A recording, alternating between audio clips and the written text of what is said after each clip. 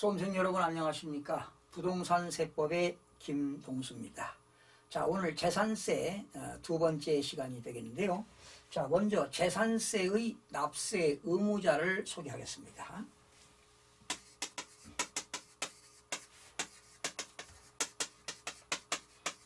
재산세 납세 의무자 원칙입니다. 여러분, 재산세는요, 과세 기준일이 매년 6월 1일입니다. 매년 6월 1일. 과세 기준일이죠. 과세 기준일이 매년 6월 1일인데 6월 1일 현재 사실상 소유자입니다. 원칙입니다. 과세 기준일 현재 토지, 건축물, 주택, 선박, 항공기 5가지를 사실상 소유하고 있는 자가 납세의무자가 되겠습니다. 원칙입니다. 그런데 이러한 토지를 만약에 여러 사람이 공동 소유하고 있다. 공유라는 건 공동 소유죠. 이렇게 공동 소유하고 있을 때는 그 지분권자, 지분의 표시가 있다면 지분권자가 됩니다. 그러나 지분 표시가 없어요. 지분 표시가 없다면 지분이 균등한 것으로 봅니다. 지분이 균등한 것으로 봅니다. 이렇게 됩니다. 그리고 이런 경우도 있겠죠. 만약에 주택이 있는데요. 토지가 있고요. 건물이 있습니다. 이때 이 건물은 갑이 가지고 있고요. 토지는 을이 가지고 있습니다. 이렇게 주택의 소유자, 또 건물의 소유자, 토지 소유자가 다릅니다. 예. 건물의 소유자와 토지 소유자가 다를 때는 한꺼번에 계산합니다. 만약에 주택인데요. 주택의 소유자하고 건물 소유자하고 토지 소유자가 다르다면 주택에 대해서는 산출세액을 계산합니다. 일단 전체 주택에 대해서 토지 건물에 대해서 산출세액이 나오면은요. 곱하기 어떻게 하느냐. 이 갑의 건물의 시가표준액입니다. 건물의 시가표준액과 토지의 시가표준액을 안분 계산합니다. 만약에 건물의 시가표준액은 4천만 원이고 토지의 시가표준액이 6천만 원이라고 가정한다면 합치면 얼마입니까? 1억이죠? 1억분의 건물의 시가표준액 4천만 원. 이렇게 안분 계산한다는 거죠. 또 산출세 곱하기 1억분의 토지의 시가표준액 6천만 원. 이렇게 산출세액을 계산한 다음에 토지와 건물의 시가표준액으로 계산한다. 여러분, 텍스트가 나와 있습니다. 그 유튜브 제 방송 밑에 자료가 다 나와 있습니다. 거기 보실래요? 당해 주택, 셋째 줄, 주택에 대한 산출세액을 건축물과 부속 토지의 시가표준액으로 안분 계산한 부분에 대해서 그 소유자를 납세 의무자로 본다. 이렇게 되는 겁니다. 자, 그러면 재산세는 과세 기준일 현재 사실상 소유자가 원칙인데요. 외외 규정이 많습니다. 외외 규정이 많아요. 외외 규정은 공부상 소유자입니다. 공부상. 공부라고 하는 건 공적인 장부가 되겠죠. 여러분 해설 보세요. 재산세 원칙적 납세 의무자 이외의 자는 어떤 경우들이 있는가 해가지고 해설해 나왔죠. 1번 공부상 소유자입니다. 즉 공부상 소유자가 매매 등으로 인해서 소유권의 권리 변동이 있었는데요. 신고하지 않았습니다. 여러분, 재산세는 과세 기준일이 6월 1일이잖아요. 6월 1일부터 6월 10일까지 이 공부상 소유자는 소유권의 권리 변동이 있으면 신고해야 돼요.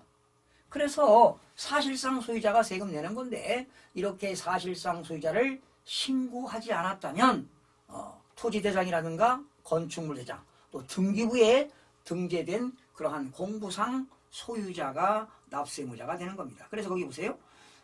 신고하지 아니하여 사실상 소유자를 알 수 없을 때는 공부상 소유자가 된다라는 겁니다. 그리고 두 번째는 주된 상속자가 있습니다. 주된 상속자. 여러분 상속받았는데요. 부모님이 돌아가셔서 상속을 받았는데 상속 등기를 이행하지 않고 그리고 사실상 소유자임을 신고하지 않았다면 공적인 장부에는 돌아가신 부모님 앞으로 등재되어 있을 겁니다. 그렇다면 돌아가신 분이 어떻게 내겠습니까? 그래서 상속인 중에 주된 상속자가 낸다는 겁니다.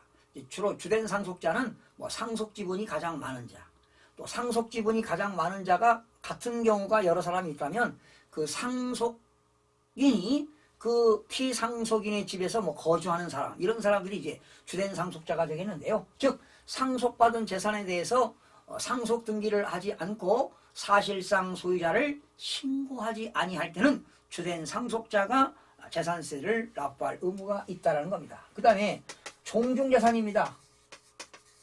종중재산의 공부상 소유자. 여러분, 종중재산은 개인 땅이 아니잖아요. 어디까지나 뭐 김혜김 씨면 뭐 김혜김 씨, 밀량박 씨면 밀량박 씨, 이런 그 시족들이 가지고 있는 땅입니다. 종중재산이죠. 그런데 역시 종중재산인데요. 개인명 공부상에는 개인명으로 등기가 되어 있어요. 개인 명의로 등기가 되어 있지만 자기 게 아니고 종중땅이잖아요. 그래서 공부상에는 개인 등의 명의로 등재되어 있지만 사실상 개인 땅이 아니라 종중재산입니다. 그런데 이 공부상에 등재된 사람이 종중재산이라고 신고해야 돼요. 역시 6월 1일부터 6월 10일까지. 그런데 종중재산이라고 신고하지 아니할 때는 역시 누가 내는 거냐? 종중재산의 누구? 그 공부상 소유자. 개인 앞으로 등재되어 있는 공부상 소유자가 납세 의무자가 된다. 그러니까 종중재산에 대해서는 당연히 종중이 내야 되겠죠. 그러나 종중재산임에도 사실상 신고하지 않았다. 그럴 때는 개인 앞으로 등재된 공부상 소유자가 납세 의무자가 된다는 겁니다. 그 다음에 매수계약자입니다. 여러분, 매수계약자는 이런 겁니다. 국가가 가지고 있거나 지방자치단체가 가지고 있는 부동산을 만약에 갑이라는 사람이 국가가 갖고 있는 토지를 사겠다고 매매계약을 체결했는데요. 연부로 매매계약을 체결했습니다. 연부라고 하는 것은 1년에 한 번씩 결제하는 것이죠. 만약에 3억에 샀다. 그러면 1년에 1억씩 3번에 걸쳐서 지급하는 조건으로 매매계약을 체결했는데 국가가 뭐라고 하니까 야, 갑, 너가 어차피 사기로 계약했으니까 그냥 써라. 그냥 써. 연부 계약 체결했으니까 무상 사용할 수 있는 권리를 부여하겠다. 무상으로 공짜로 써라. 그 대신 조건은 매년 재산세는 갑이 내고 써라. 즉 매수계약자가 재산세를 내라 하는 얘기입니다. 거기 보실까요? 매수계약자. 국가 또는 지방자치단체 조합과 재산세 과세 대상을 연부로 매매계약을 체결하고 그 사용권을 무상으로 사용 권리를 부여받았습니다. 이때는 갑이라고 하는 매수계약자가 납세 의무를 진다. 이런 내용이 되겠습니다. 그 다음에 위탁자입니다.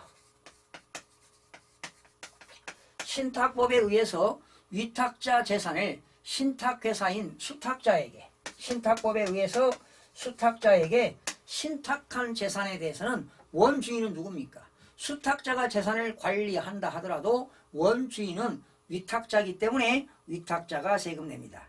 신탁법에 의하여 수탁자 명의로 등기된 신탁재산의 경우는 신탁재산입니다. 신탁재산의 경우는 위탁자가 수탁자에게 신탁한 재산에 대해서는 누가 세금 낸다? 원주인, 위탁자가 세금 낸다. 그러나 수탁자는 신탁재산 관리인이 되겠죠. 자, 6번째입니다. 사업시행자입니다. 사업시행자. 6번째, 사업시행자. 여러분, 이 사업시행자는요, 도시개발법이라는 게 공법에서 배울 겁니다. 여러분, 도시개발이라는 것은 어떤 특정 도시가 말 그대로 개발되는 것이죠. 개발되게 되면 땅 소유자들에게 환지를 하는 경우가 있어요. 환지. 만약에 그게 농지였는데 그게 그냥 대지로 주는 경우도 있고 공장 용지로 주는 경우도 있고 이렇게 환지 방식으로 도시개발 사업이 이루어지기도 합니다. 또 도시 및 주거환경정비법에 의해서 재개발 또 재개발이 되는 경우가 있죠. 이럴 때 재개발이 되게 되면 환지로 주지 않고 재개발이 되게 되면 아무래도 어떻게 됩니까? 그 지역의 사업 시행자가 공사비 대가로 지급한 땅을 채비지라고 합니다. 채비지. 공사 비용으로 충당하는 것을 채비지. 그리고 보류지라는 게 있어요. 보류지. 여러분 이렇게 도시개발이 되거나 또 도시 및 주거환경정비법에 의해서 재개발이 되게 되면은 학교도 들어와야 돼요. 학교 부지가 있어야 되고 또 공공기관도 들어와야 됩니다. 이렇게 학교 용지라든가 공공기관이 들어설 그런 부지를 조성하는 게 바로 뭡니까? 보류지입니다. 또 종교 용지도 필요한 경우도 있잖아요. 인구가 유입되게 되면 아무래도 뭡니까? 교회가 들어오기도 하기 때문에 이렇게 보류지로 지정하는 경우가 있습니다. 그때는 사업 시행자가 재산세를 납부할 의무가 주어집니다. 거기 나왔죠. 채비지 또는 보류지로 정하는 경우에는 사업 시행자가 낸다. 도시개발법이라든가 도시 및 주거환경정비법에 의해서 채비지, 보류지로 지정하는 경우는 사업 시행자가 세금 낸다라는 겁니다. 7번째는 사용자입니다. 이 사용자는 사실상의 소유자도 알 수 없고 공부상의 소유자도 알 수 없는데 그 부동산을 누군가가 사용하고 있다면 그 사용자에게 재산세를 부과하겠다는 것입니다. 거기 보시죠. 즉 사용자는 6월 1일 현재 소유권 기속이 분명하지 아니하여 사실상 소유자를 확인할 수 없을 때는 사용자에게 부과하겠다라는 겁니다. 그러나 과세관청은 사용자에게 사전에 통지를 하도록 되어 있습니다. 사용자가 되겠고요. 마지막 8번째는 수입하는 자입니다. 외국에서 소유하고 있는 항공이라든가 또는 선박을 외국 소유입니다. 그것을 내가 빌려 쓰는 거예요. 임차하여 수입하는 경우는 당연히 수입하는 사람이 재산세를 납부할 의무가 있다. 외국에서 항공기라든가 선박을 외국에서 임차해서 수입하는 경우입니다. 빌려 쓰는 거죠. 빌려 쓰기 위해서 수입하는 경우는 수입자가 해마다 재산세를 낸다. 이렇게 되겠습니다. 그래서 재산세 납세의무자는 원칙은 과세기준일 현재 사실상 소유자가 된다.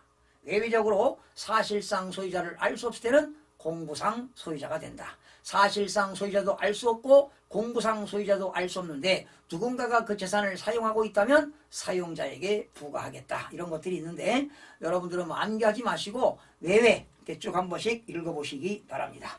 자, 다음은 재산세 납세지로 넘어갑니다. 어디다 세금 내느냐?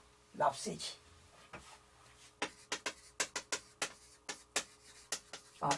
조금 전에 배운 이 재산세 납세의무자 있죠? 아주 시험에 자주 나옵니다. 꼭 알아두시기 바랍니다. 자, 재산세 납세지는 어디냐? 토지는 토지 소재지입니다. 토지 소재지. 토지 소재지를 관할하는 시, 군, 구가 되겠죠. 만약에 강원도 원주시다 그러면 원주시가 되겠고요. 전라남도 나주시다 그러면 나주시가 되겠습니다. 토지는 토지 소재지가 되겠고요. 건축물은 어디가 될까요? 건축물은 건축물 소재지입니다. 거기 보세요. 텍스트 보세요. 건축물 소재지를 관할하는 시군. 주택은 어디냐? 주택 소재지입니다. 주택 소재지가 되겠고 선박은 어디냐? 선박. 선박은 선적항 소재지입니다. 선적항. 항구지요. 선적항 소재지. 그러나 선적항이 없다면 배가 머무르고 있는 곳 정계장 소재지입니다. 그런데 선적항도 없고 정계장도 일정하지 않다. 정계장도 없다. 그러면 선박 소유자의 주소지입니다. 선박 소유자의 주소지가 되겠고요. 마지막 항공기입니다. 항공기는 비행기죠. 항공기는 항공안전법에 의하여 등록 원부에 기재된 항공기가 머물고 있는 걸 뭐라고 합니까? 정치장 소재지라고 합니다. 항공기는 정치장 소재지. 그러나 항공안전법에 의하여 그 항공기가 등록이 안 됐다면은 그 항공기 소유자의 주소지입니다. 항공기 소유자의 주소지를 관할하는 시, 군, 구가 되겠습니다. 그러나 토지는 토지 소재지, 건축물은 건축물 소재지, 그리고 주택은 주택 소재지가 되겠습니다. 자, 이렇게 보시고요. 다음은 재산세 비과세를 살펴보겠습니다. 재산세 비과세.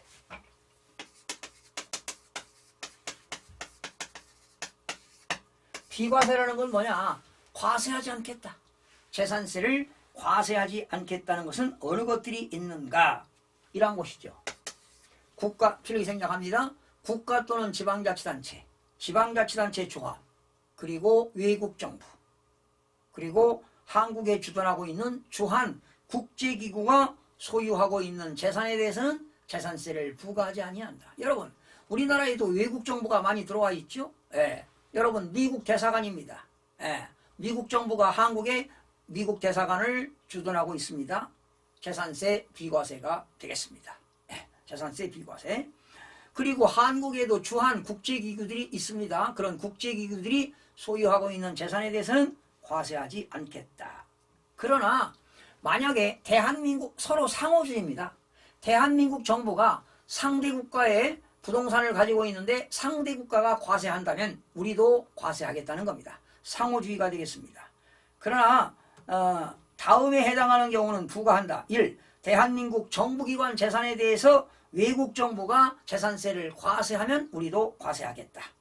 그리고 두 번째는 매수계약자에게 납세무가 있는 재산입니다. 원래 국가가 가지고 있는 재산은 비과세가 되겠는데 내가 국가하고 연부로 매매계약을 체결했어요. 1년에 한 번씩 결제하는 조건으로 매매계약을 체결했는데 국가가 나에게 무상으로 사용할 수 있는 권리를 부여했다면 매수계약자가 재산세를 납부할 의무가 있으니까, 그러나 국가로부터 매매계약을 체결한 매수계약자에게 무상으로 사용할 수 있도록 부여한 경우에 한해서 역시 매수계약자는 납세 의무가 있습니다.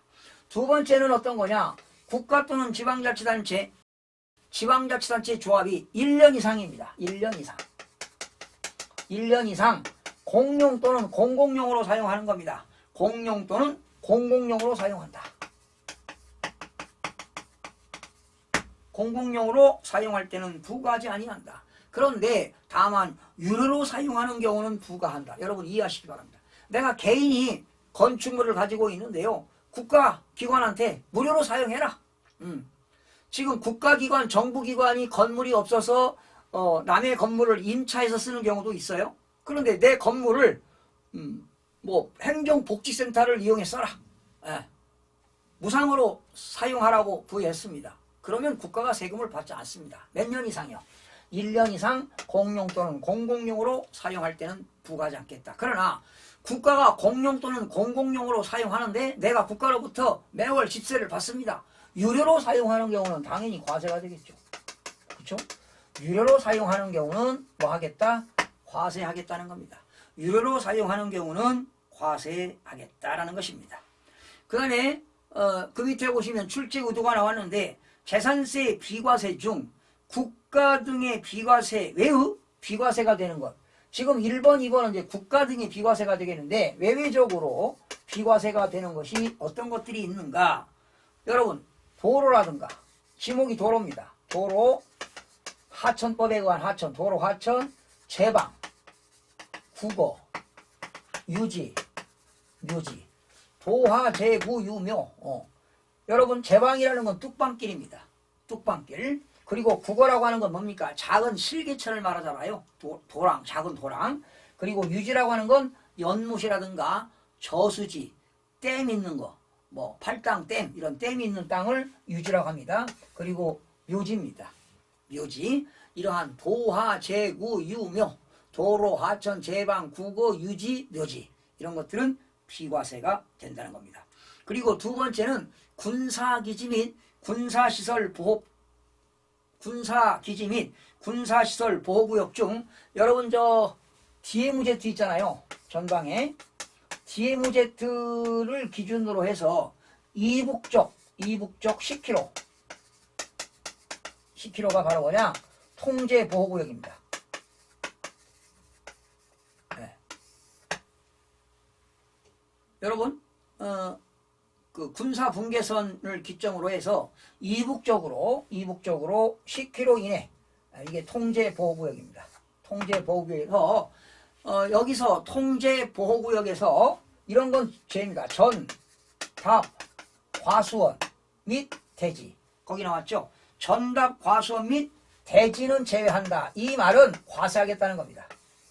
그러니까 전방에 통제 보호구역에 있는 여러분 거기서 농사 짓는 사람들 있잖아요. 출입증이 있어야 돼요. 전답, 과수원 및 대지는 제외한다. 이 말은 과세하겠고, 만약에 통제 보호구역 안에 있는 임야가 있다. 이거는 비과세가 됩니다.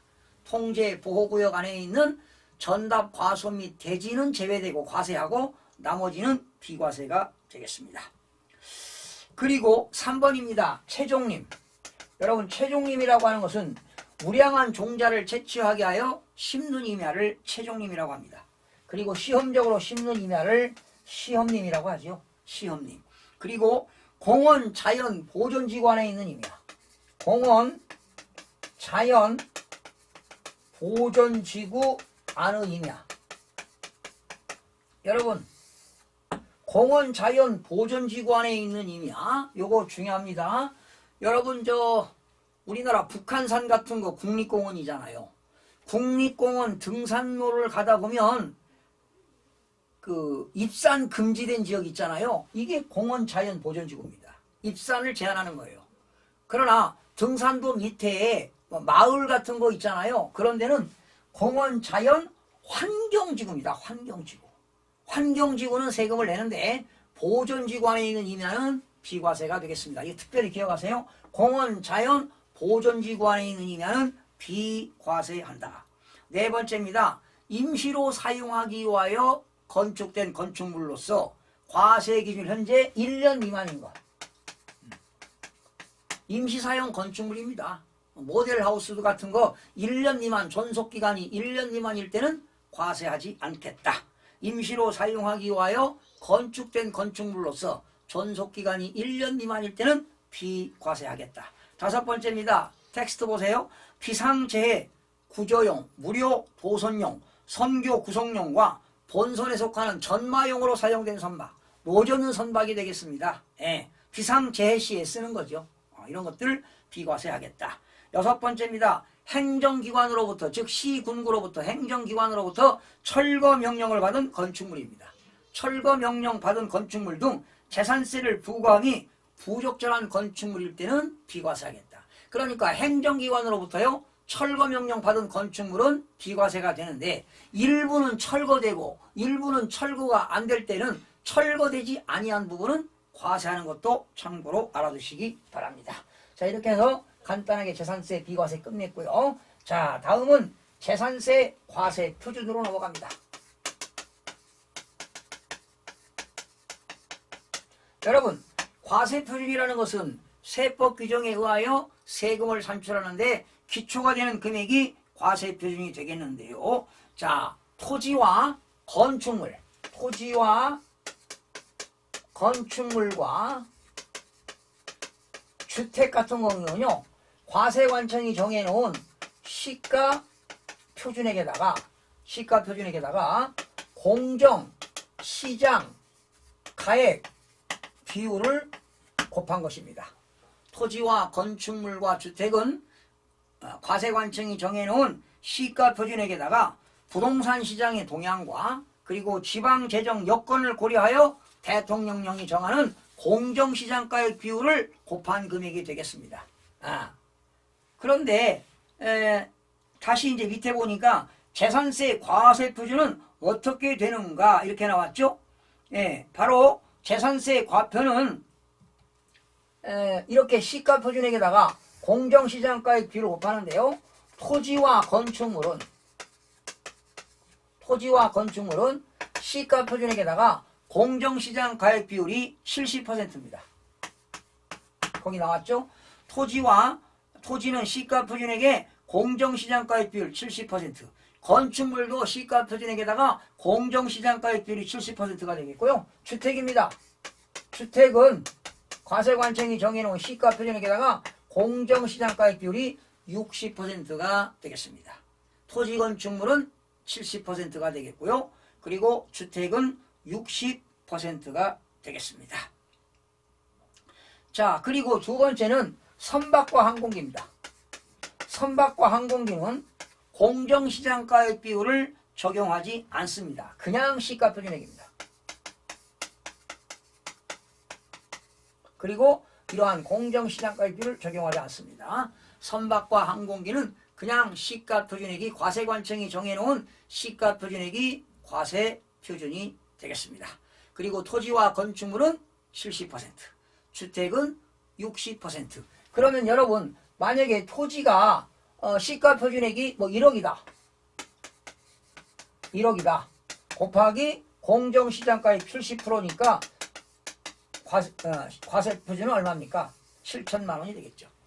이제 거기 7천만 원인데 뭐 전갑이 없다 그러면 1000분의 0.7이 되겠고요. 공장용지가 되면 1000분의 2가 되겠고요. 만약에 이것이 고급 월악장용 토지나 별장용 토지라면 1000분의 이렇게 40을 적용하도록 되어 있지요. 그래서 재산세 과표는 공정시장가액 비율을 곱한 건데 토지와 건축물은 70%, 주택은 60%, 그리고 선박과 항공기는 그냥 시가 표준액으로 한다. 공정시장가액 비율을 적용하지 않는다. 이렇게 하시면 되겠고요. 이제 이 다음에 이 과세표준에다가 세율을 곱하면 산출세액이 나오는데 좀 세율은 재산세의 세율도 복잡하죠. 이 세율은 여러분 다음 시간에 3강 시간에서 여러분 찾아뵙겠습니다. 여러분 대단히 수고하셨습니다. 고맙습니다.